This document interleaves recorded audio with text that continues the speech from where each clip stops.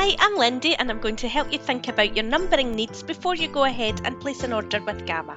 Numbering can often be an afterthought when delivering a product or solution, when in reality it's vital and should form part of your plan from the outset. Companies will often spend large sums of money on marketing, with their telephone number being key. So I'm going to make sure you're up to speed on all the different numbering types available for your end user. First of all, I'm going to start by explaining where Gamma get their numbers from. Numbers in the UK are allocated to all communications providers by Ofcom, and Ofcom are the independent regulator and competition authority for the UK communications industry. This means they regulate TV and radio, fixed line telecoms, mobiles, postal services and the airwaves over which wireless devices operate. It's their job to ensure that people in the UK get the best from their communications service and are protected from scams and dodgy practices, whilst also ensuring that there's fair competition. Gamma apply to Ofcom for number ranges as and when required, but as numbers are not in infinite supply, Gamma must demonstrate that they're using their existing allocation effectively. If there's no issues, numbers will be issued in blocks of 10,000. When a number range is allocated to a communications provider like Gamma, they are known as the range holder, and this is an important term you should familiarise yourself with, especially if you're going to be dealing with number ports. So when numbers are allocated to Gamma, we must submit a request to all other providers in the UK to build the new number ranges on their network, and this means that when a call hits any provider in the UK, they know who the range holder is and the call will always route to them. Numbers come in a range of shapes and sizes for different types of companies and different uses. They can be simplified into two categories, geographic and non-geographic. Geographic numbers begin with a 01 or a 02 and they're defined by the geographic regions within the UK. They're pretty common and most people will be familiar with them. The format of a telephone number will always be the same. Starting with a 0, this is known as the trunk code.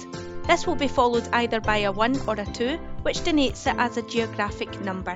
Excluding the initial 0, there will either be 2, 3, 4 or 5 digits that define the area code, sometimes referred to as the STD code, which stands for Subscriber Trunk Dialing.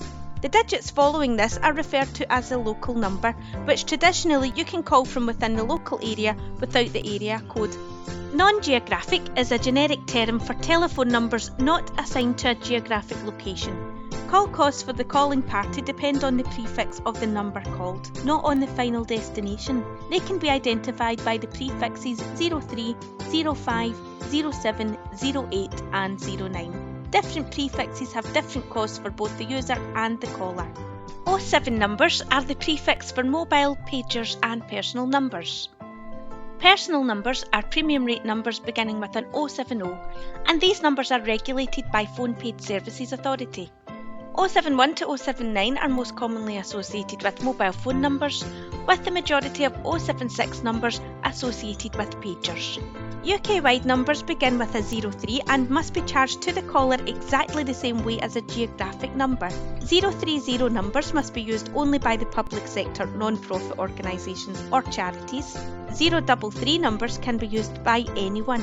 034 and 037 numbers are exclusively reserved for the equivalent of 084 and 087 numbers. You may also wish to allocate your end user with a special services number. These are numbers that start with 084 and 087. These have different pence per minute rates depending on the middle digits of the numbers. Numbers beginning with a 09 are premium rate services and are usually quite expensive to call. They can be used for a variety of means such as competition or chat lines and technical support. Generally, Gamma do not hold or stock these types of numbers.